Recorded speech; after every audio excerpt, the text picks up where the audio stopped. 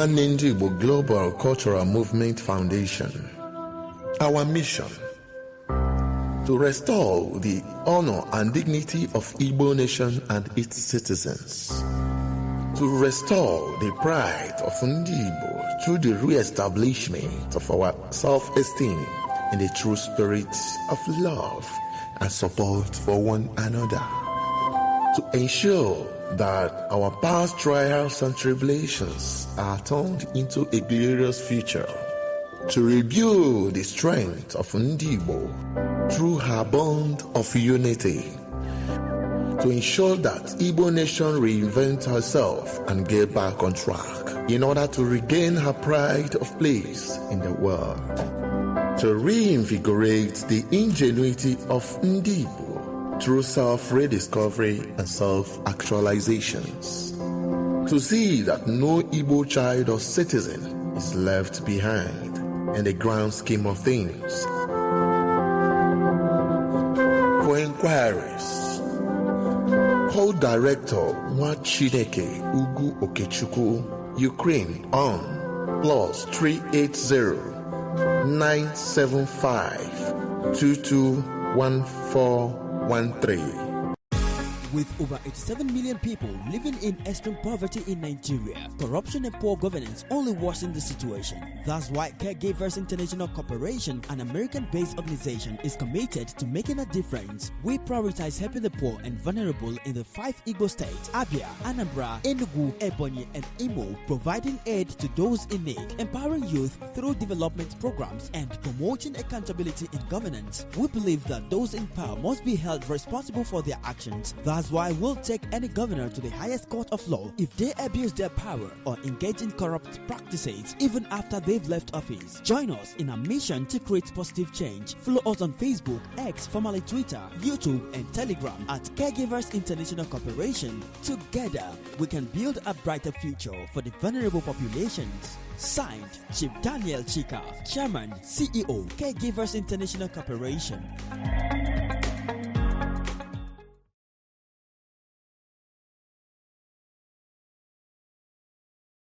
Ụmụ Igbo, ọ bụrụ na ị na-ege anyị ntị n'onu ma na-ekiri ozi ọma nke anyị na-ewetara unu na ozi ndụmọdụ na ịgbazi ọnụ nke anyị na-ewetara unu, biko ka ị na-esonyere anyị na YouTube, na-esonyekwara anyị na Instagram maọbụ na Twitter maọbụ na Facebook na na webụsaịtị nke ndị Obinwannem, ka anyị wee na-ezinye abụ ozi ka o si wee kwesị ịdị na-adị, maka na oge erugo mgbe anyị ga-ebupụta ihe nke njirimara Igbo na asụsụ Igbo na omenala Igbo na ihe gbasara ndị Igbo niile n'ụwa niile, ọ kacha ihe anyị na-achọ bụ Biafra.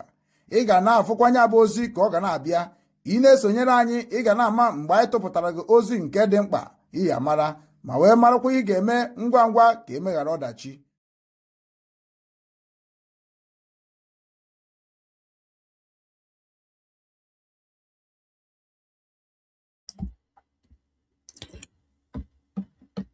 Igbo bụ Igbo, ekene m unu.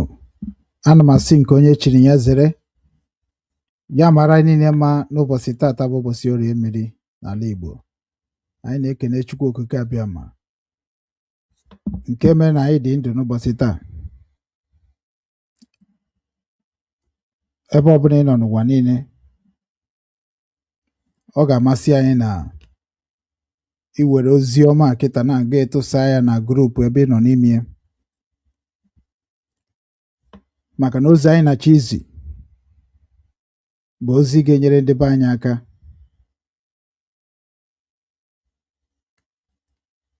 nyere Igbo niile aka, maka na ala Igbo atagokwa n'afụfụ ka ọ ga-ha na nso. Maka na ọ bụrụ na Igbo niile bịakọta ọnụ, afụrọkwa m ihe ha na-azọ. Onye ka m ji wee sị na Igbo niile kwesịrị ịbịakọta ọnụ. Ekele dịrị Chukwu na o nwere ndị wepụtagoro onwe ha sị na ha ga-abụ ndị Igbo Youth Movement. And anyị na-akwadokwa na ha bụ ndị agha na-ekwu okwu ya. Obinwannem Foundation ofu obi na-akwado ya. So na ha nwa na onwe ha ga-enye aka ka amara ka a ga-esi mee ka ebido dozibe ala Igbo. Maka na o nweghị ga-edoziri anyị ala Igbo na-abụrụ anyị nwa bụ ndị youth. Soro ya ka Obinwannem Foundation ofu obi ji akwado Igbo Youth Movement Foundation. Ya bụ ndị nke nwe logo a kịta now. Ọ dịkwa ka ọ bụ flag ha ka ha jikwa wee mee otu a mara m, but na the name bụ Igbo Youth Movement. And onye isi fa mụ na ya mego meeting ugboro na-abụ. Mụ na onye isi Igbo Youth Movement mere meeting with Obinwannem team members. A wee kpakọrịta nkata na anyị ga-emeti tata bụ Sunday by 9 o'clock Igbo land time. Mana anyị ga-emeti with the executive nyanwa ji arụ ọrụ. So nyanwa mekwara ka o si wee kwuo, ọ kpatakwara ndị otu ha. Anyị na ha wee kwuo, ha wee kọwara anyị obi ha ga-eji wee bido chekwebe ala Igbo, ma kụzibe nkụzi ga-ebutere ndị Igbo ihe ọma, ma mee ka ndị Igbo mara right fa na gọọmenti. Because anyị amatọ na-ekwusa okwu na social media. We already develop. We are many Igbo are living in Western world, and we don't need anybody help to help ourselves. Through the Igbo Youth Movement Foundation, we are going to rebuild our land from scratch. We are going to contribute by ourselves. We are going to help ourselves. We are going to educate ourselves. We are going to secure our land by ourselves. We don't need any help. Any help we are going to seek for international community, then we are going to demand it from the way Ogeji favor every Igbo citizens. And that's the job and the work of Igbo Youth Movement. Ha ga-eme ka onye ọbụla bụ onye Igbo join anya bụ movement. Maka na ihe anyị dị n'ala Igbo bụ ka Igbo youth bido rụbakwa ọrụ. Ọ bụrụ na ị chọrọ ka ọ bụrụ na ụzọ security ka ị chọrọ isi rụọ ọrụ, i register as a security man. Ọ bụ na ụzọ ịrụ ọrụ aka, maybe ịkwa akwa, ịrụ mechanic, ịrụ shoemaker, ịkọ ọrụ ugbo, iso wee na-eme ihe na-akpa ndị mmadụ amụ nke ndị ọcha na-akpọ comedy. Iso na-egwu egwu eji mara ndị Igbo dịka ịtụ swell, dịka igwu egwu ọnwa, dịka ime ọtụtụ ihe dị iche, ịtụ nchọrọkọtọ. Ihe ndị a niile bụ sports eji mara ndị Igbo. So ihe ndị a niile ga-anachetakwa through Igbo Youth Movement, so that na anyị ga na-eme ife ga na-adochieta ndị be anyị n'ụlọ. Anyị ga na-ese etu occasion a ga-eji wee na-ado attractive of ourselves, ka enwe ihe ji wee mara Igbo, ka enwe mgbe Igbo niile na-abịakọta ọnụ wee celebrate one thing ga-eme ka Igbo niile marakwa na ha nọ na one symbol. Maka na Igbo karịrị okwu ha kotere.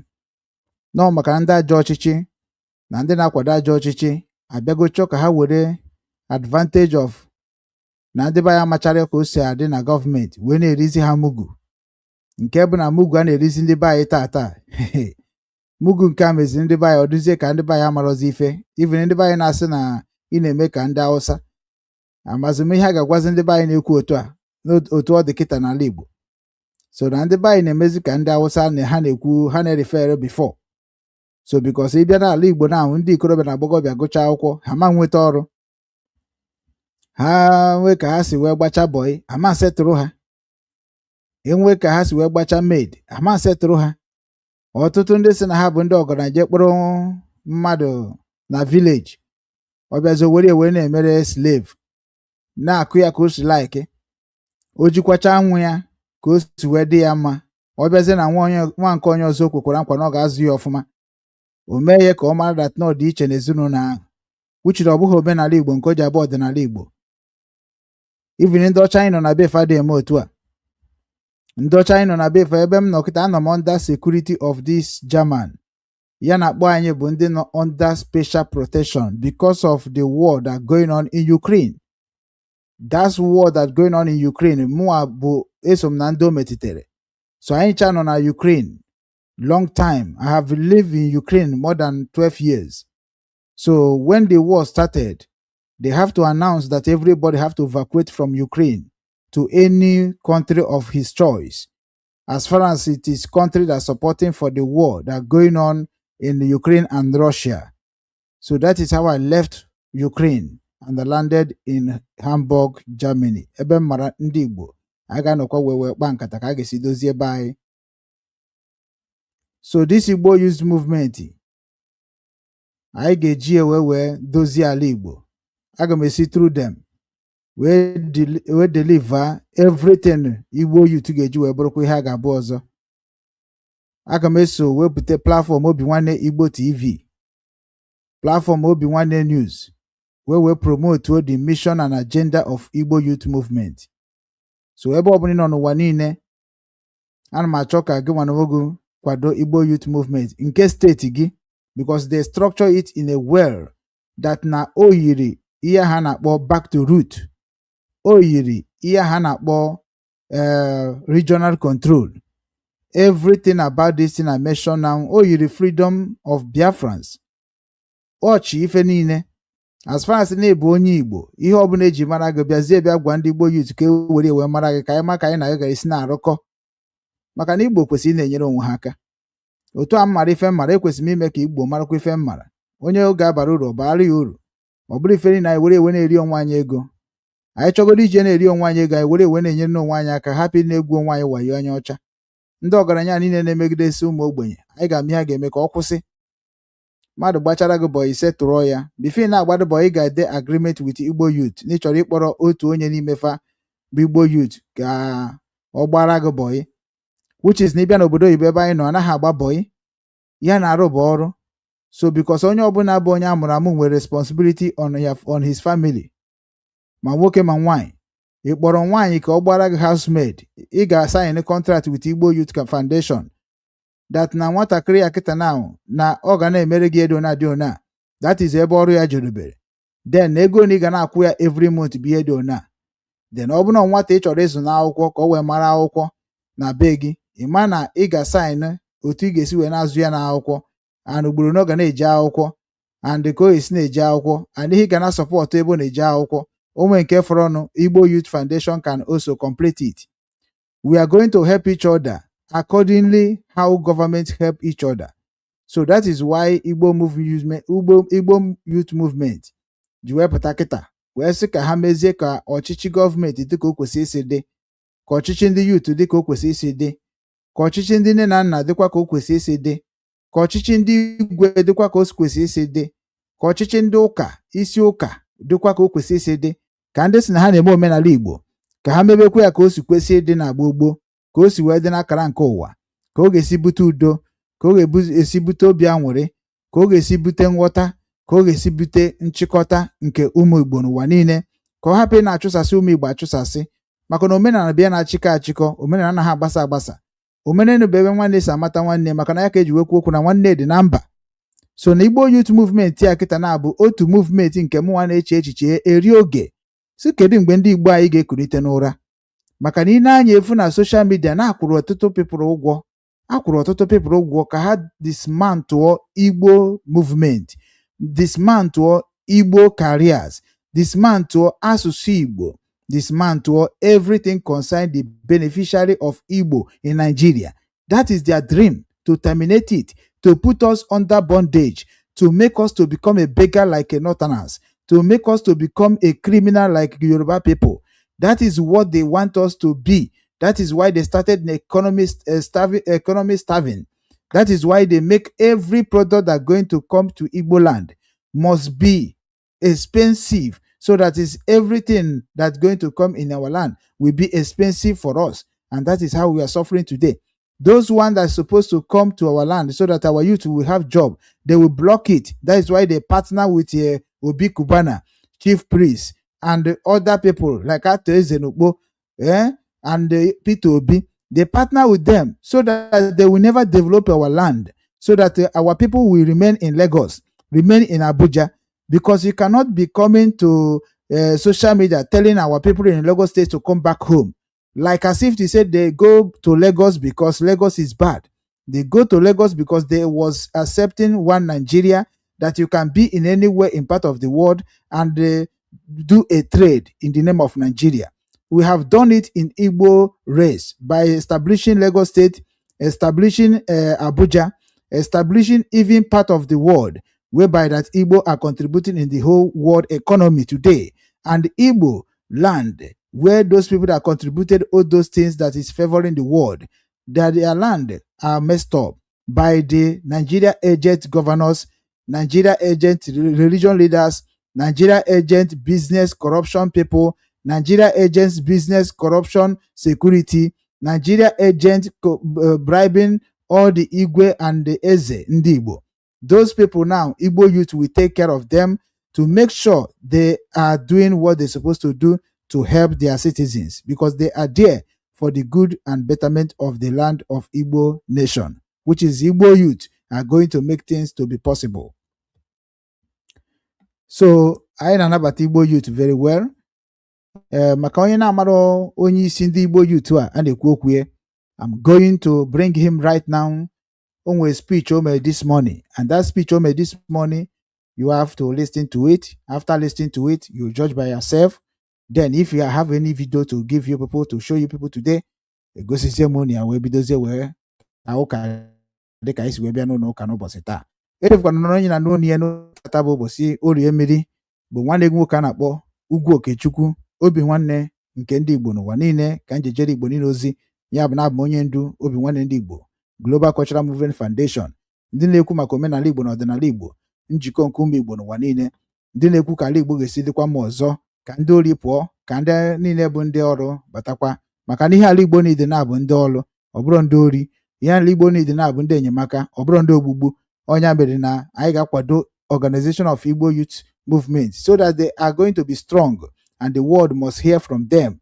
All the foundation and all the group niile dị n'ụwa niile bụ nke ndị Igbo, you are going to be listening to the Igbo youth and make sure that you use Igbo youth to do whatever you want to do in our blessed land. We are going to work together so that na onye ọbụla ga-amara oke anabenna ya, maka na onye mere anyị ji wee bụrụ ụmụ Igbo, ma ndị bi n'ala Igbo ma ndị bi n'obodo oyibo. So ka welcome nwanne anyị nwoke bụ Justice Ozobi to tell us what he has in his mind. Ihe ọ na-anụkwa maka ihe na-eme na be anyị.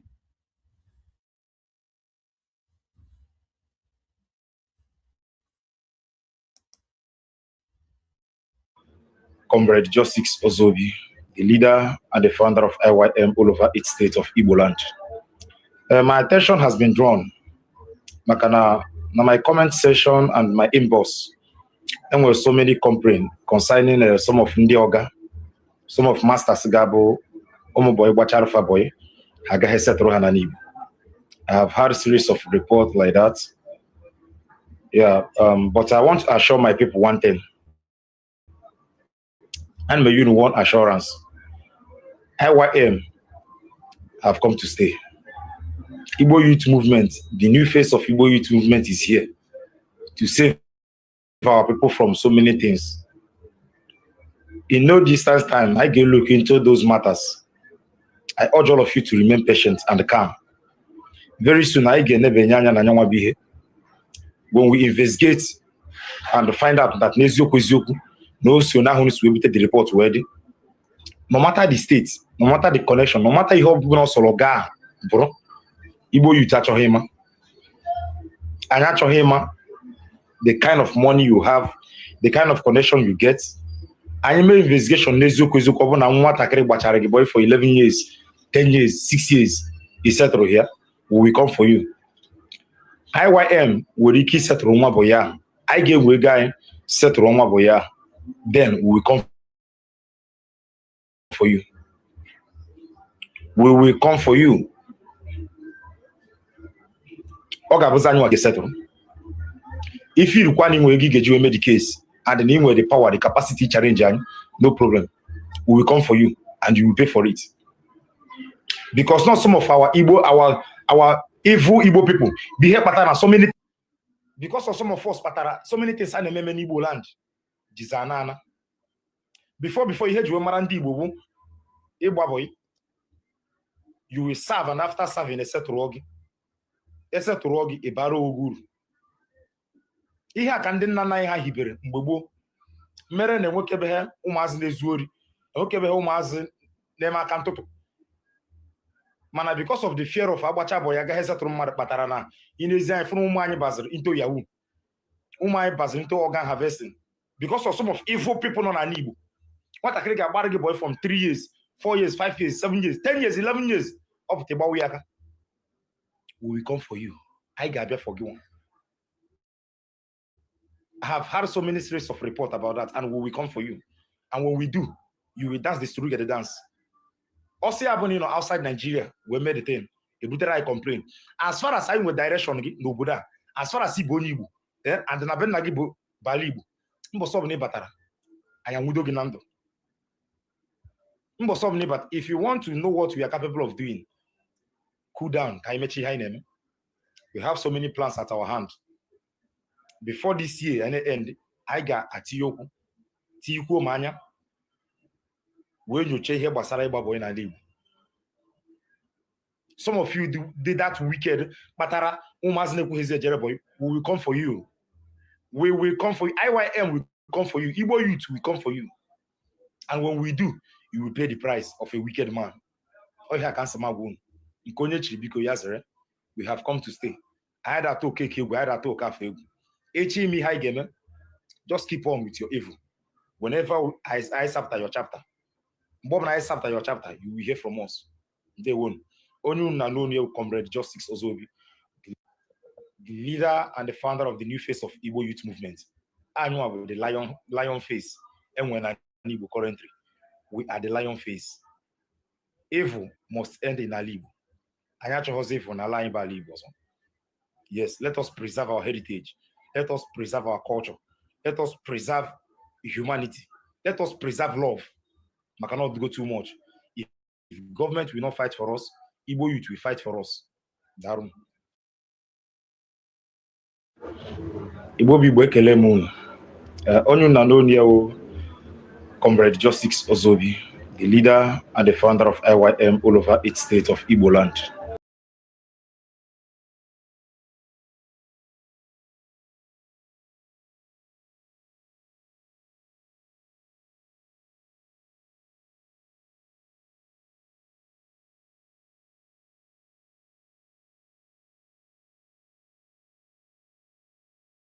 Onanugo, the voice of Igbo youth leader, new face of Igbo youth leader movement worldwide. Ononala Igbo. And ihe niile o kwuru, mụnwa na onwe m na support kwa ya full time. Mụnwa bụ the leader and founder of Obinwannem Ndi Igbo Global Cultural Movement Foundation. Na support ya in full support. If I can make it a yana mkpocha na nzacha, both na social media, both on ground, we have to respect our dignity, which is that is what Obinwannem Ofobi na propagate. Ndị na-aka ụka kaba na ụka nwe so na-aka n'ụka, mana a ga-eji ụka ahụ wee na-enyere ndị be anyị aka. Ọ bụrụ na achọghị iji ụka nyere ndị be anyị aka, manụ na-akọtacha ndị be anyị ego na-eweta ego ka anyị wee mee ife dị mkpa n'obodo anyị. Ọ bụrụ ọsọ gọọmenti bụ nsogbu anyị. Anyị amataghị ihe kịta. Anyị ama na-efocus only government. We are going to be our own government. That is why Igbo Youth Movement is here. So I'm calling all the foundations and other foundations to support Igbo Youth Movement. Because Igbo Youth Movement is for all of us. So all the foundation groups that created to build and rebuild Igbo land, we are calling you to join this movement so that we can unite ourselves, unite our talent, and build it together so that we can achieve the same thing Western world achieve in their land. So I thank you, Justice Ozobi. Keep the good work. We are watching and we are going to supporting. Very soon, I'm going to invite the Justice Ozobi in the platform of Obinwannem Ndị Igbo n'ụwa niile so that ọ ga-abịakwa were aka ya gbara onwe ya ka ọkụ nwụọ wee kọwara unu ya bụ ife o ji wee maka ya wee hibe Igbo Youth Foundation. So ọ kọwachakwa, anyị ga-ebidokwa ngwa ngwa ọ kọwara wee mewe gịnị wee rụkọba ọnụ. Ndị niile gbasara ndị a na-ebute propaganda, blackmailing na social media bụ ndị Igbo. We are going to work with you, make sure that anything that you brought on social media on blackmailing list, anyị ga-agbaga ajụjụ ọnụ ebe ọbụla nọ n'ụwa niile. Our members of Igbo Youth Movement will knock on your door and question you. Ihe kpatara na iji eme ndị be anyị blackmailing. Because anyị achọghọzi ihe ga na-ebute esemokwu. Anyị achọrọ ihe ga na-ebute ilo. Anyị achọkwana ihe ga na-ebute ọgụ. Anyị achọkwana ihe ga na-ebute akpọmasị na ndị otu ya. So ife anyị na-achọ kịta bụ udo. Udo ka anyị na-achọ. And onye chọrọ udo anyị nye ya udo. Onye achọghọkwana udo, anyị ga-amakwa ka anyị ga-esi mee ya na onweghị nke ga-afịa anyị arụ. Maka na Igbo Youth nwere ife niile, ha nwere ebu nwe mpụ. So very soon, all the supporters of Igbo Youth, we are going to announce it. All the foundations that are supporting Igbo Youth Movement, we are going to announce it. Anyị ga na-ewetara unu update ka ọ ga-esi na-aga. Kunu wee mara na ndị nke a abụrụkwa ndị na-apụta ka ha were ewekpa ego, ọ ka ha were ewebe deceive ndị Igbo, or maybe ndị Igbo matachazi onye ha bụ, ha were ribe ha mugu. No, we are here to serve ourselves. Ịmara nke ị nwere, ịmara ihe bụ talent gị, prepare it. Igbo Youth Movement are going to sponsor you so that is you are going to do it by yourself. Nke a bụrụ very dark man pụtara unu amaso ya, ọmọsho were pụta unu amaso ya. This is our own. This is our own. Nke a bụ nke anyị. Let all of us join hands together to support our brothers and his team so that the whole Igbo girls, the whole Igbo boys is going to come in one umbrella to make sure they will start working together.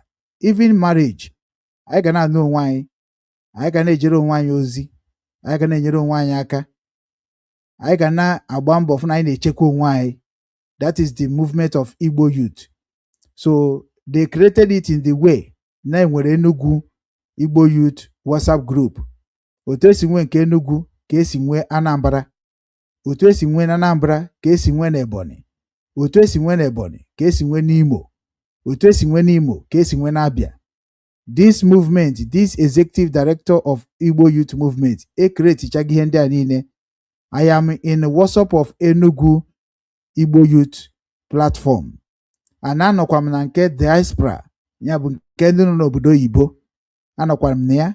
So achọrọ m bịa matacha ife ha na-ekwu na ife ha na-eme, wee nwee ike ịbịa gwa ya ndị Obinwannem ofu obi worldwide, ma ndị nọ n'ime ma ndị nọ na outside, ma ndị nọ n'ala ma ndị nọ n'elu. We need to support this Igbo youth movement. Nke obodo gị is not going to be business as usual. Ọ ga-abụ ife onye Igbo ọbụla ga-aba ọbata na ya ịghọta ife a na-akọwa. Anyị ga na-ekwu maka omenala, anyị ga na-ekwu maka ndị ụka, nke onye ma ekwu, nke onye ma anya ya. This is time. Isi na ọ bụ through Christ ka ị ga-eji wee nweta ala Igbo ka ọ dị mma, you are welcome. It's not through omenala ka ị ga-eji wee nweta ala Igbo ka ọ dị mma, you are welcome. Otu ọbụla onye si akpa agwa onye akpaba, mana onye akpa na agwa nke ga-emetụta nwanne ya, onye bụ ihe Igbo youth ga-akwụsị. So ọ bụ na gị na mmadụ mee business, sign ya agreement, make sure that you follow that agreement according to the sign. Onye bụ the Western world structure. So human rights must be with every Igbo man. A ga-agba mbọ fụ na ihe mere Okeke eme ya Okafọ. Onye abụ ihe Igbo yutu na Chime. So ana m ekenefa si ajisi ike na-asụkwanụ gị nwa n'oge na-adịrị anya na agba ọzọ m ga-abịakwa kwuo maka Igbo youth. Aga m etinye the contact numbers of every 5 states ha bidogoro. Ha nọkwa na Delta, ha nọkwa na mba ndị ọzọ dị iche iche. So na mgbe m ga-anazi ha WhatsApp group a ga-eji wee connect eto obodo nke gị. Imazi that na mụnwa ga-emekwa ya announce that day. Mgberikwa wee kwuo okwu. Every indigenous of Igbo land must join their own WhatsApp youth movement so that we are going to be together, work together, and rebuild our Igbo together and enjoy it together as it's supposed to be. Nnamdi Kanu have done a lot of things for us, educate us, direct us, and give us expo how we are going to rebuild our land without fight. And Simon Ekpa have done his own by showing the Nigeria government that we are also capable to carry the same weapon they are carrying to destroy our people, which every Nigerians knows that there is a time Nigeria government cries out, saying that they need everybody in Nigeria to defend themselves. So Igbo youth is also going to prepare to defend themselves from the terrorists that every time come and destroy our mothers in the bush and destroy our mothers in their markets. Even government intimidation have to stop. Those rich men intimidation have to stop. All those who krekero children maka guru wayo n'obodo Igbo butcher drug kpata ego n'ụzọ dị iche iche bata n'ala Igbo na-eme ndị by intimidation have to stop. All those stupid convoy that going by individual have to stop. Or Igbo youth have to write you a petition. How much you are going to be giving us by conquering our road. This one abroki isi choki is name n'ala Igbo. Because you cannot be seeing Igbo people suffering and you are enjoying yourself in the land of the suffering. We don't want that. Isi na ikpatara ego ị ga na-ebutere anyị ego ha na-eri ya. Esikwana na anyị bụ onye nkuzi, anyị ga na-abịa na-akụziri anyị ife niile ihe ahụ mụtara. Esikwana na ọ bụ onye ọkaiwu ka ịbụ. Imani ga-abịa na-ekpe ikpe according to the law na guide ala Igbo ma nke na guide Nigeria, because we have the law of Nigeria at our hands. Onye ameka anyị asị na unu chari na-ebukwa ndị anọ na government of Nigeria na ala Igbo. Unu na respect kwa the constitution of Nigeria. It can also be better. But we know that you people are not respecting the constitution of Nigeria. Unu wahibekwara, unu jachi anyị. So Igbo youth is here to tell you that they have educated themselves, known by themselves, know everything concerning Nigeria government, and we know the consequences and the job of every governor in Igbo land. So nke abụrụ nke ọ gaba ịpụta na-ata eze when I need the millions, I get to all the governors of the 5 states, demand that the money for them to give us, let us use it to rebuild ourselves, develop ourselves. Or brother Nkogabo allocation but na buy I am egone allocation but every state Igbo youth have to be knowing how much is coming by allocation of their state and know how to divide the money so that it will reach every youth of every Igbo land and every state. So no nya kanja agwa unu na ihe akịta otu akịta pụtara na ọ ga-enye ezigbo aka afụna dịtụ otu ka asifti ise na ọ bụ maka otu ndị ọzọ na otu ọbụla Okechukwu ugwu na-akwado through Obinwannem ndị Igbo Global Cultural Movement Foundation. Ọ bụrụkwa ihe egwuregwu, ọ bụ ihe onye ọbụla ga-abụ ịbata n'ime, you'll be happy. Every corruption that going to come into that group, we are going to treat the fuck up like a military soldiers, because we are out to defend our land and send a strong message to the Nigerians and international community. Unu makwa kita na has na-enyego na Nnamdi Kanu a documents of Georgia. We are not expecting documents of Georgia from our leader or from American. What we are expecting from Mazi Nnamdi Kanu, it is a documents of Biafra Republic government. That is what we are expecting to. And you may expect na obu na na happen Nnamdi Kanu uneje America. Ihuge when eje na eje ka agwoyo ya. Anything can happen. Because American, London, almost all of them are the same.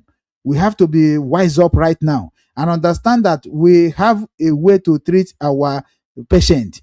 Like in Nnamdi Kanu, we have we can use to make Nnamdi Kanu to understand who he is before than American. Before Nnamdi Kanu was having an attack with Nigeria government, they called Python Dance 1, Python Dance 2. So Nnamdi Kanu suffered a shock bullet that by almost 28 men in his own father compound. That is warrant his mother and his father to be died. You see, so all those shocking news and shocking memory. We are the one that treated Nnamdi for that. Okukwere confess on the air that Nnamdi Ordinana Mairaka we menya bife odiko kwesisi wede oji we kata obi we kasi ike we jebezi Israel mgbe ọ bịata n'Israel ka ọ kọwara unu because omenala Igbo na ọdịnala Igbo have a way to do things in a way that white people have never reached that level, but it is up to us to recommend the way we used to cure our people when they got sick. So now Igbo Youth Foundation is calling every Igbo man ka anyị niile bịakọta ọnụ wee kwanitekwa njirimara anyị site ma ihe eji agwọ ọya, site n'ihe eji achọ mma, na site n'ihe na-eri eri. We need to protect it. All those fake drugs, all those fake materials, yeah, fake goods, all those things, we are going to put our eyes on them. Make sure that now everything and Igbo, it is clean and healthy. Naga oga ha enweghị nke ga-ebu ya dịka okeri ọnwụọ. So na ọnya bụ ihe Igbo Youth ga-abanyekwa n'ime wee gba mbọ fụnụ na-adị ka o kwesị isi na-adị. So ụmụnne m na ụmụnna m, try and also follow me to support Igbo Youth Movement ka ọ bụrụ ihe a ga-eji wee maatụ n'ala Igbo makwa atụ n'ime ndụ ụmụ Igbo n'ụwa niile. Nke a bụ nke anyị, ya gaziere unu niile. Aga m ejikwa ohere a ngwa ngwa wee nabata nwanne anyị nwoke a na-akpọ somebody like Okocha, ọdịka Okocha ka a na-akpọ ya. O nwere ihe o wetara na chanel ya gbasara ihe nke na-aga n'ụwa niile. So we are going to make sure that na anyị gere nwanne anyị nwoke ntị n'onu, wụcha ntị gị ọfụma, were ọbụna nkwụ ka ị na-anwụ nwanne buru nkwụ bịa, just dobe nkwụ na one side na tebụl gị, ige nwanne anyị nwoke ntị n'onu. Nwanne anyị nwoke akịta na afa YouTube ya bụ Okocha Happy Maswell. Onye a bụ the name of YouTube ya, and YouTube ya bụ 149 subscribers. So ọ bụkwa onye nke ndị mba anyị na-eso ọtụtụ. So na ijekwa sobekwa ya ọ bụrụkwa ihe ọjọọ, because ọ ife ka Obinwannem ndị Igbo nọ wee na-eme. Anyị ga na-akwalite nke anyị, na-akwalite our channels especially na-ekwu maka ọdịmma nke ndị Igbo na ọdịmma nke ndị Biafra, ma ndị ahụ niile bụ ndị na-akwado Biafra n'ụzọ dị iche iche. We are going to be bringing all their pages and platform and their videos to be making you to understanding what is going on in Igbo land and what is going on in the part of the land Igbo base, so that onye ọbụla bụ onye Igbo ga na-ama ihe na-eme n'enu ma na-amarịkwa ihe na-eme n'ala. So anyị ga-eji ndị Igbo Youth Movement wee mara ife na-eme n'enu, mara ihe na-eme n'ala, because we are going to form Igbo Youth in every countries where Igbo people reside, and that is how we are going to be combining our tax to make sure that everything that we want in Igbo land, ifere na bihe bịara na mmezu. So na ọ bụ otu dị mma na ga-akwado. So nwanne anyị nwoke akịta na okwukwara okwu ebe akịta, ọ na-akọwa topic ya na-akọwa Trump's next move in Nigeria will shock many. Trump is changing the world order, and unu ga-anụzi ya n'ọnụ ya ka unu mara ka o si kwuo. Maka ndị na-anụ bekee ọ ga-aka unu mma, ọ kọwacha ya na bekee, m ga-abịakwa tidie ya na Igbo language ka anyị na-eme ya ka o si kwesị isi na-adị ka anyị na-aga n'iru. Ndewokwanụ. Good evening, everyone. Thanks for joining me in this video. This is Thursday, the 22nd day of January 2026. There is something that is currently going on in the world. I think people should be carried along because a lot of people don't know what is going on. Now, Trump is changing the world order, and that is going to change everything you know about this world. It is going to change absolutely everything you know about this world. Now, I'm going to explain to you what this, world order I'm talking about is. About 2 weeks ago, Trump announced that he's withdrawing from UN body, some international organizations, and as he was saying it, he was doing it. So when he started doing that, I was skeptical, like, what is the next move of Trump? Now, he announced that he's going to set up a peace board. Listen, Trump has launched a peace board today. If you want to be a permanent member of this peace board, like your country to be a permanent member, like you have permanent member of security councils in the UN, stay with me, you are going to pay 1 billion naira. That is the condition. Now, this peace board, what is their aim? Their aim is to resolve international conflicts. Stay with me. You see, next generation, we know nothing about the United Nations. United Nations is gone. United Nations is totally gone.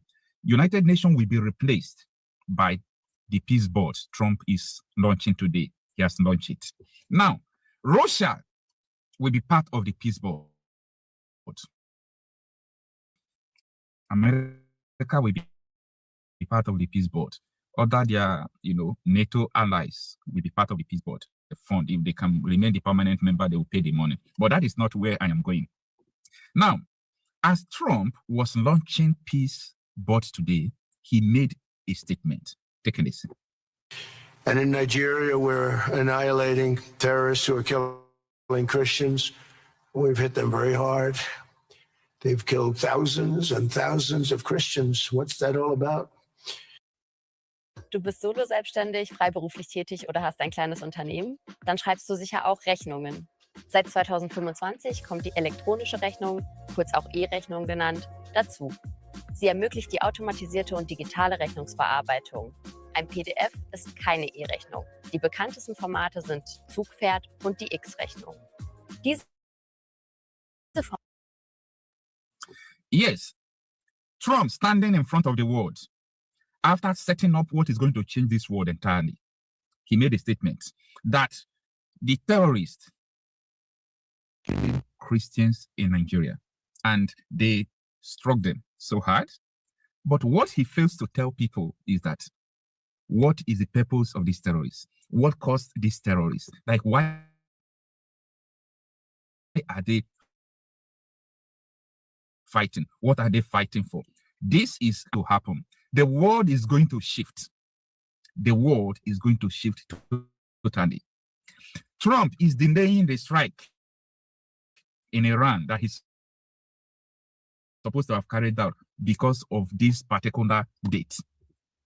Trump avoided what is going on in Iran, not because he don't want to do anything there, because of this particular peace board he have constituted today. Now, the issue of Nigeria, as I said before, is in the global. They are making decisions behind the camera about Nigeria. Now, what is my interest? Like, if you wake me up and ask me, Okocha, what is your interest about Nigeria? My interest about Nigeria is that Nigerians are dying more than fowls, more than chicken, more than cows, more than goats. Nigerians are being kidnapped more than how you can even catch fowls and do all those things. I want it to stop. And for it to stop, what happened to India and Pakistan must happen to Nigeria. Hello. When Britain was leaving, in fact, Britain brought India and Pakistan together. But when Britain left, they understand that the Hindu majority Indian, and Muslim majority Pakistan cannot cohabit. It is a crime against God. It is a crime against natural justice and equity for Hindus and Muslims to live together, especially when Pakistan believes in Sharia, that once you are not my type, once you are not in my religion, according to Sharia law, God has given me a mandate to kill you. So last year, you saw that Pakistan they struck India, and India retaliated. They are still throwing bombs after they have separated. Imagine these two people are in one country. What you are seeing in Gaza and Israel will be a child's play. It will be a child's play that there will be full-blown war in those areas. But separation brought peace to them. Yugoslavia, you saw what happened there. So I understand the game that is actually playing behind the world powers. I have been telling people that if Nigeria wants to disintegrate, it is not going to be done by people in Nigeria. It is not going to be done by Nigerians. Because when Britain was bringing Nigeria together, it was not the power of Nigerians to resist what Britain wanted then. So history is about to repeat itself. It may carry. It may do what? Tarry.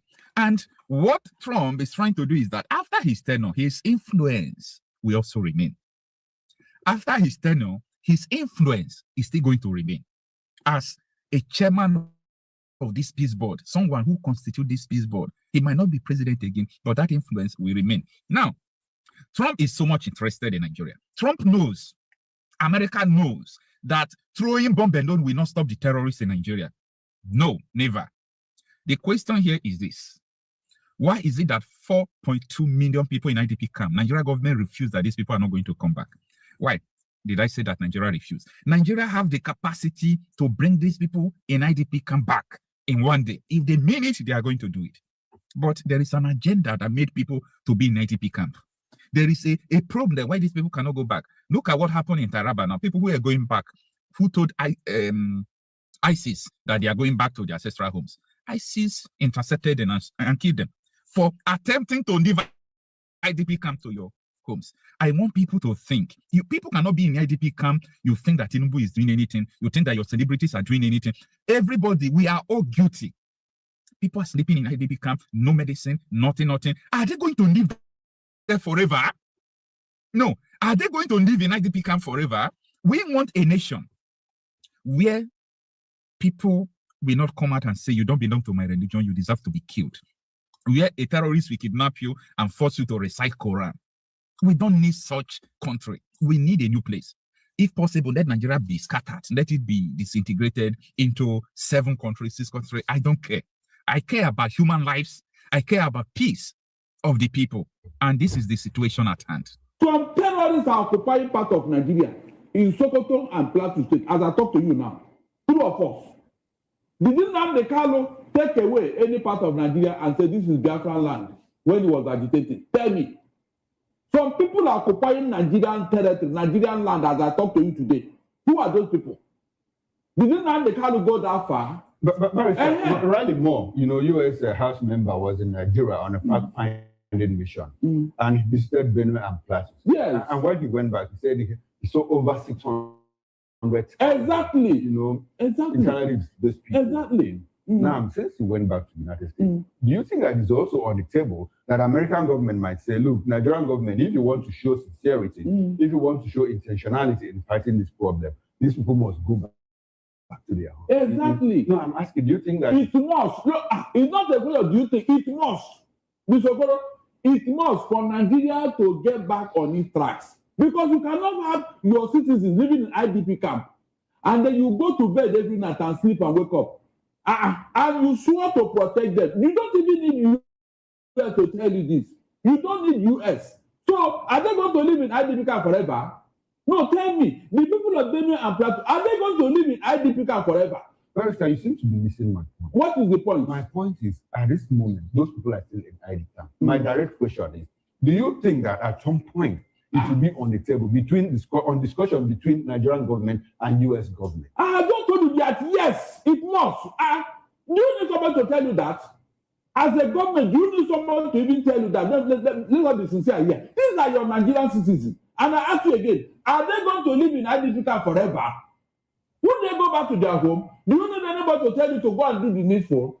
More so, when the people occupying their villages and their homes are foreign terrorists. Please, what they did, is this for the good of Nigeria or for the bad of Nigeria? Just tell me. If the idea came from them, the federal government should congratulate them because that is the national service they did. What the federal government could not do, IPOB members or the Igbos invited Donald Trump to come and do it. So why are they not attacking Donald Trump? If what he came to do here was is not in the interest of Nigeria, why should they not own up? In fact, they should be praising themselves that they have done a national duty for Nigeria.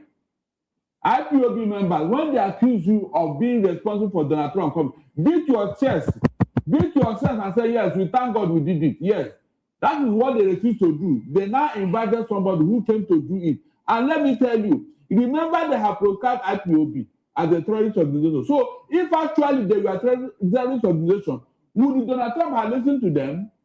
All this is a shame on the federal government. A group they should recognize for who they are, what they represent. You are not demonizing them, vilifying them. But elsewhere, outside here, they are recognized. So if they accuse you that you are the one that brought Donald Trump, beat your chest and say, yeah. All right. Nnamdi Kanu was wrongly jailed. Seriously. His rights and everything was flagrantly disobeyed. The man who was so ebullient, who was so happy to go and kidnap Nnamdi Kanu from Kenya, is now facing the same thing that he accused Nnamdi Kanu of. Can you imagine? Can you just imagine poetic irony in life? You can see whatever you sow, you reap. If somebody had told Malami that you go through this thing one day, he wouldn't have believed it. The very man who orchestrated Nnamdi Kalu's kidnap and all that, even when the court said he should go, that Nnamdi Kalu should, Malami insisted that Nnamdi Kalu must be brought back and face some spurious charges. The same thing EFCC did to them. When he left the court, they arrested him on the court immediately and took him back to prison. So that is how life is. So with all this development, the whole world can now see that Nnamdi Kalu was wrongly jailed. All the things he was saying, nobody said that it is wrong or no, it's not true, it's not happening, no. Is it not the same thing that you are witnessing today? Imagine if the federal government had called these people, like they have been dialoguing with Toju Bello and other terrorists. If they had called IPOB and said, come, my people, come, what is wrong? What are you people talking about? What happened? For a dialogue. Maybe this thing would have died down. They will not give them the assurances and all that. And maybe they will step like they did this protest yesterday. Did anybody die? Did they kill anybody? Were they carrying guns? That was exactly what they were doing. Before the federal government under Buhari started using guns to kill all of them. Talking about the release of Nnamdi, recently, there's been this engagement, this collaboration between the U.S. government and Nigerian government security agencies. And well, before U.S. said, before we backpedal, on our threat of having to take care of these people, there are certain things that we need you to do. Exactly. And we understand that one of them was the release of Sunday Jackson, the farmer that was jailed by the Supreme Court in Adamawa. Is it Adamawa in Taraba, somewhere in the northeast? Yeah. And we saw him released. He was granted pardon and clemency. Do you think that release of Nnamdi Kanu might at some point come in the table? He's already on the table. Between the U.S. government and Nigerian authorities. Okoro is already on the table. Whether the U.S. will put the amount of federal, it's already on the table. Now the Kalu must be released. No. Because it is obvious that that man was wrongly jailed. From these terrorists that are working all over the place. I want to factual. The fact is that it's on the table already. Okay, at a point, it will come up. But for now, it hasn't come up. It's already, discussions are going on. Let's be very clear. The government at the point it will come up, or it's already on the table. Hold on, I told you now that discussion is going on behind closed doors. Okay. It's not something that we just wake up and the U.S. government and Nigerian. No. Nigerian government and some Igbo leaders. Okay. Yes. My direct question is: do you think that at some point, it might be on the table? U.S. will say, "Look, if you do this, we need you to do this." I said it's already on the table. The table now. Both Nigerian government and the U.S. government table is there. It's part of it because the Igbo leaders of thought and some other concerns are already talking about it, but it's behind closed doors. Until that discussion is concluded, we are still talking about it. We are still raising that issue. Because we are now seeing that, yes, from all indication, this man was wrongly jailed. The IPOB members, what they have been talking about, have now come to realization. Most Nigerians did not understand what these guys were up to before. All the things they said about Nigeria is what we are seeing today. The thing is that you cannot live in denial for too long. With this peaceful rally and all that, Donald Trump should be made aware of all these things. They should articulate all these things and then make sure that he gets the attention of Donald Trump, because in his first comment, as a U.S. president, that was when this thing happened. Okay. And now he has come back, and the issues are still there, and these guys are being persecuted. So Donald Trump should be made aware. And the Nigerian states, in fact, I should say that it is a shame on them, because what these guys stood for, what they have been talking about, is what the same Donald Trump have come to address in Nigeria. You can imagine.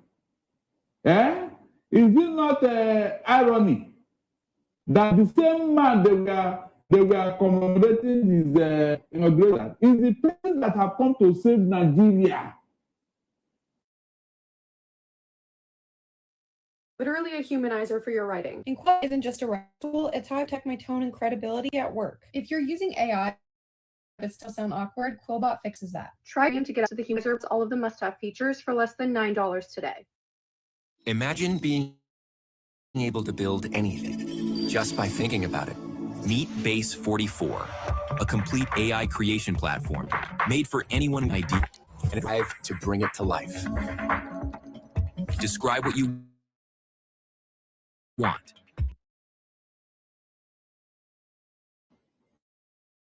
And recognize these guys for what they were talking about. If they had listened to them, they would have come. Okay, now the earlier APC government take away political sentiment out of this matter, the better. Because even if APC leaves office tomorrow, the next government will inherit this problem. So the earlier they release Nnamdi Kanu, the better. Let them stop all the political sentiment that within Nnamdi Kanu's release, we will not have our way in the Southeast. We will be donating the notice is their secondary. The Biafra land or whatever, or IPOP, is in the mind of the Igbos as I talk to you today. These other people that have done worse since Mr. Koro, what have you done to them? That is the first question.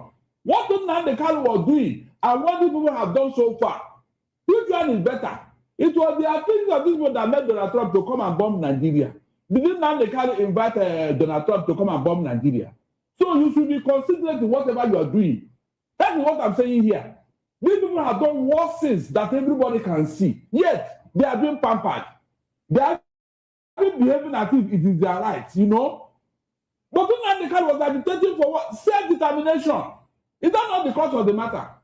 Did they attack any village? Did they say that Muslims will convert to Christians before he can lay down his agitation? No! A simple matter that is not recognized by the United Nations. That is why no other country in the whole world have seen IPOP as a terrorist organization, except the Buhari government. So what does that tell you? That is where injustice comes in. You pamper your people who have been killing and maiming and destroying people's land and property. You pamper them, you cover them. But one young man who said, no, what you are doing to us is not good. We want self-determination. You now judge him. Is that fair? Okay, all right. No country in the whole world has seen IPOB as a terrorist organization. Now, it is an embarrassment on the part of the federal government that a group they proscribed is now influencing a whole world power to carry out action in Nigeria. A very big embarrassment. They shouldn't even say this. If they have wisdom and intelligence, they should not say this thing. This is a group we proscribe. So how is America listening to them? And to come to it, what Donald Trump came to Nigeria, is this for our own good or for our own bad? The man came to help us to do something nobody could have done in the last 15 years. Please, is this a bad omen for Nigeria? That is the question. Because I know that if Donald Trump did not do what he did, maybe what you are seeing today wouldn't have happened. Because all of a sudden, the federal government have woken up against the terrorists. Is that not true? There are activities now against them. So who made it possible? When people want to talk, please let them reason. Let them reason. Those people who want to reason before you talk. If I thought it was IPOB that did it, what they did, is it for the good of Nigeria and the federal government or not? And so, if it is for the... Why is it that the federal government is not challenging Donald Trump? Say, why did you bomb Nigeria? Who told you to come? That is how to start. I'm not talking how. You sit down here and condemn IPOB. If I thought they are the one that did it, what they did, is it for the good of Nigeria? That is the first question. If you answer that question, you can go ahead and talk. By the way, if you have done the needful, will Donald Trump come in? If you have done what you're supposed to do as a federal government to protect life and property, will anybody even enter Nigeria? Both terrorists and Donald Trump, will they enter Nigeria? So please, when they want to talk, let them reason before they talk, so that some of us will not interrogate it. That's what I'm saying here. Run builds them back. After you need that. In 1 week, you'll see your energy. In 2 weeks, you'll feel your breath. In 3 weeks, you'll have energy and your wife won't believe your results. Here is the personalized plan of short Tai Chi workouts tailored for beginners over 50. It takes just 7 minutes per day. Beginner friendly and requires no equipment. You can work out anytime, anywhere. What happens if my husband starts Tai Chi tomorrow?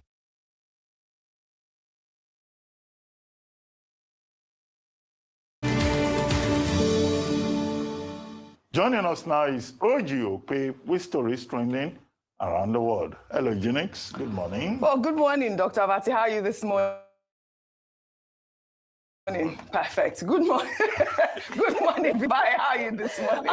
Please share the joke. Well, he knows the joke. Good morning. Ruby on fire. How are you this morning? Yes. AKA Kwa State. New names every day. The government of Ojibika, that's what it means. Well, all right. Our viewers will be excited. Well, good morning.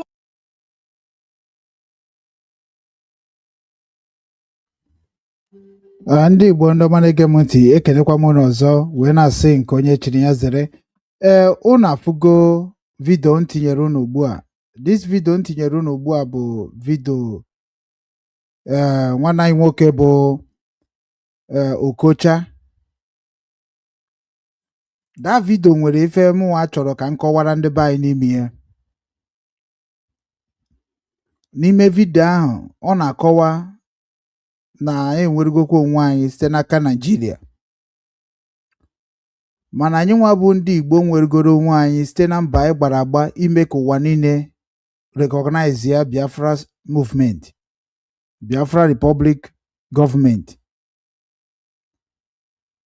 Anyị ga-agba mbọ wee rapụzi igbu onwe anyị. Anyị ga-arapụzi ịkọ onwe anyị ọnụ. Anyị ga-arapụzi ịtụrụ onwe anyị asị. Anyị ga-arapụzi ikwujọ onwe anyị. Ihe anyị na-edizi na bụ kedu nke onye ga-emenwu. Ịmara ife ị ga-emenwu n'ala Biafra o setigokwa.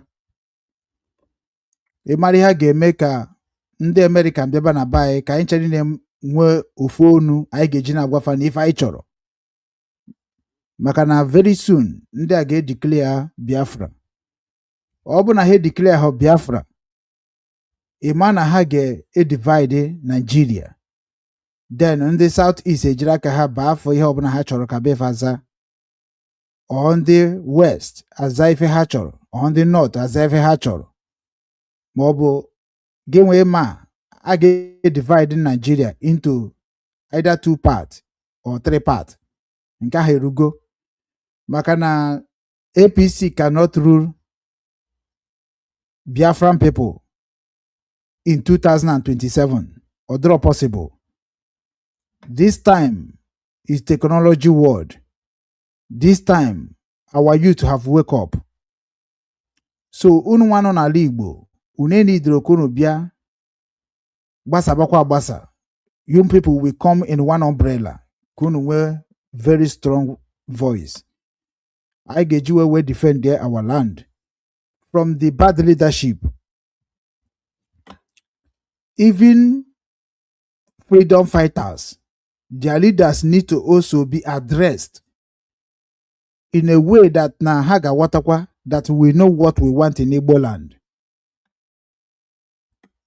So obro only Nigeria government leaders ka iga fight, obukwa only youth na maro left and right ya ka iga fight. I got fight those people that is on social media agitating for the Biafra restoration, which Biafra have restored.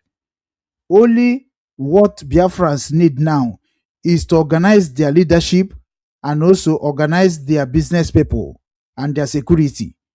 If it is we are going to form a security outfit in Igbo land, we are going to we are going to organize it through Igbo youth movement. So all the Igbos are the ones that are going to protect Igbo land. All the Igbo youth are going to provide job for themselves. If they need support, they have to announce the type of the support they want. I can we tell you on television now. So that now, everybody on the one in opening and 2 bottles of mineral or beer. One nigga around was off now. Where they go ahead enough. It is time for us to develop our land. May Chukwu Okike ma bless all of you. Ma make unu chani nemara na if I na choy ka ime na n'ala Igbo but I bring everybody in one umbrella to make themselves to respect themselves and respect others, because ebe people ọchịchị onye kwuo uche ya anyị bụ ihe na ọchịchị nchigbu ya bụ ndị na-akpọ onwe ha ọchịchị dictatorship. We don't want it in Igbo land again. Anyị na-enwetakwa ozu na Obi Kubana si na ya ga-eso wee join ya ndị APC wee destroy ya the mission of our land. Obi Kubana, anyị ada asị gị that na we are not acknowledging party that are going to help our people, but make sure that Igbo youth are not interested in Nigerian election in 2027. We are not interested. If Nnamdi Kanu is not released and represent all the Igbo youth, Biafrans entirely, because Nigeria politicians have destroyed our land enough that we are going to tell them what we want, and what we youth say that they want in Igbo land is what is going to be given by the Nigerian government or by the whole world, which what we are demanding. The first thing we are demanding before election of 2027, we work in Igbo land and Biafra land entirely. Release of Nnamdi Kanu, number one priority. Number two priority is to make sure that the whole Nigerians come together and decide their fate, which Igbo people have already decided by their fate through Igbo youth movement. According to them, they are going to meet in Nnamdi Kanu in Sokoto very soon, which date have not come yet. If date comes, then I will come announce the date. If they can go it before the date or before the announcement, fine and good. But Obinwannem must invite Igbo youth and their own executive directors on this platform so that we can ask them exactly what they want from all the Igbo youth worldwide. So that we are going to be using Obinwannem Igbo platform to propagate the unity and the progress of Igbo nation.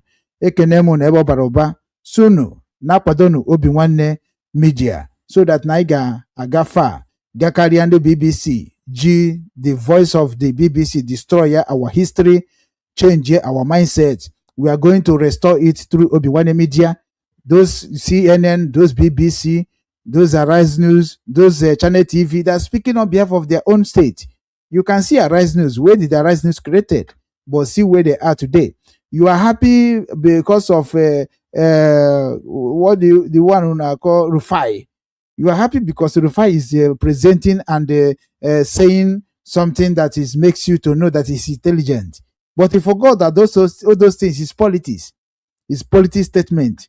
There is no channel of television in Nigeria or Nigeria broadcast can ever be against of Nigeria politicians' corruption. They must always find a way to convince you to change the narrative so that you will see, you will think that they are not in support of the corruption of Nigeria and they are not supporting of bad leadership, but they are indirectly supporting the bad leadership of Nigeria. So Obinwannem media is here to destroy the propaganda of Yoruba media and also Hausa media through Igbo youth movement in the whole world. So I urge you to support our movement and support our media that we are going to be using to be pass the message of what is going on in Igbo land. I plead all the Igbo youth that is wasting their time on social media to queue for Igbo youth movement so that you will have a professional job that's going to be fishing you your monthly salary, so that you are not going to be doing all sorts of nonsense that's going to affect Igbo careers or Igbo dignity. We are going to have job by ourselves and build factories and build security outfit and build a place that we are going to be presenting our matters. That is what they call conference, which is coming in due time from the leader of Igbo Youth Movement, Justice Ozobi. So here we are going to bring the matters of the today at the end and say, wherever you are watching, may your day be long. I remain your brother, Mazi Ugo Kechukwu, onye ndu Obinwannem Ndi Igbo, Global Cultural Movements Foundation, nke ụwa niile. Ọ bụrụ na ị chọọ ịmata anyị ma ọ bụ ịchọrọ ịma anyị mmụọ, anyị ga-asị gị ka ị dere anyị n'akara igwe nke a dị ebe a nọ na skrip ebe a. Idere anyị nwa ga-asakwa gị isoro anyị wee na-akwalite ya bụ Igbo media nke anyị ji agbasa ozi ọma gbasara omenala Igbo, ọdịnala Igbo na njikọ nke ụmụ Igbo n'ụwa niile. Ihe ọbụla nke anyị na-eme n'ebe a anyị na-eme n'afa nna anyị Igbo.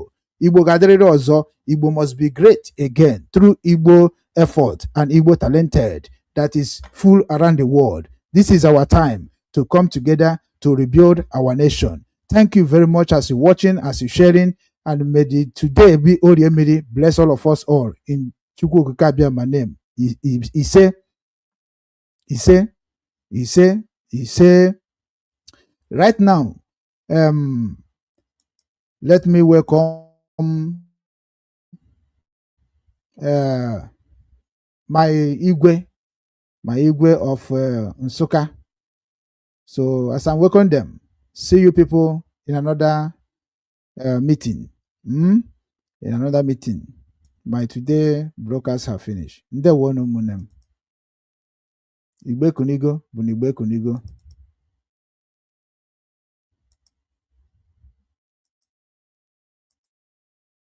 Ekelekwa m unu taa na ụbọchị nke taa anyị nọ na ụlọ ọrụ anyị bụ ụlọ ọrụ ndị Obinwannem Media Company nke dị na Enugu na Nsukka kwa.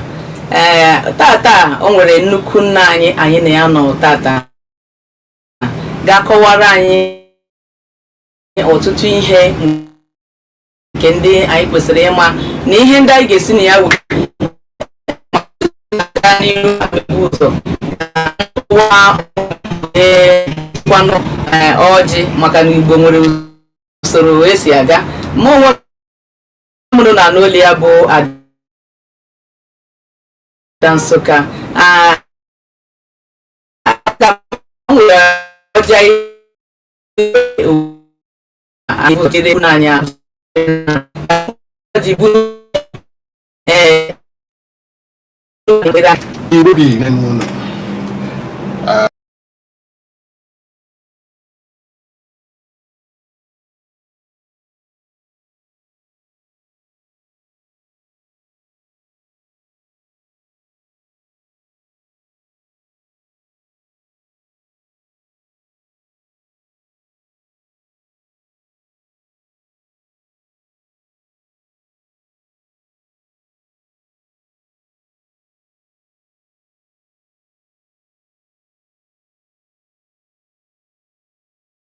lekwa m unu taa na ụbọchị nke taa anyị nọ na ụlọ ọrụ anyị bụ ụlọ ọrụ ndị Obinwannem Media Company nke dị na Enugu na Nsukka kwa. Tata o nwere nnukwu nna anyị na ya nọ tata ga-akọwara anyị ọtụtụ ihe nke ndị anyị kwesịrị ịma na ihe ndị anyị ga-esi na ya wee mụta ihe n'ala Igbo bụ ihe gbasakwa iru. Aga m ebu ụzọ ka nkọwa onwe m wee metụkwanụ ọjị maka na Igbo nwere usoro esi aga. Mụ onwe m na n'olu ya bụ Ada Nsukka. Aga m nwere ọjị anyị nwere ugbu a anyị ga-ebu ụzọ chere nnukwu nna anyị ọjị. Ya mere na ka m burugodo ọjị bunye nnukwu mmadụ anyị na ya na ebe a ka o chere anyị nna anyị ukwu. Nna anyị enwetakwa ọjị ka ichere ndị bịara be anyị. Igbo bụ Igbo, ekene m unu. A na-asị ọjị ọha dị maka eze His Royal Highness Igwe Dr. Ambassador Patrick Chukwuemeka Okolo Chukwu wee eze one of Mbunano Asian Kingdom, eze Igwe one of Nsukka. Ọjị agụ na-egosi ọha egosila m na ọjị ya bụ ọjị ọha. Igbo bụ Igbo. Igwe ọjị ọha nwoke mbịa wara anyị ọjị a na be anyị na Nsukka na nwata na wa ọjị okenye wagọọ ma bịa wara m ọjị a.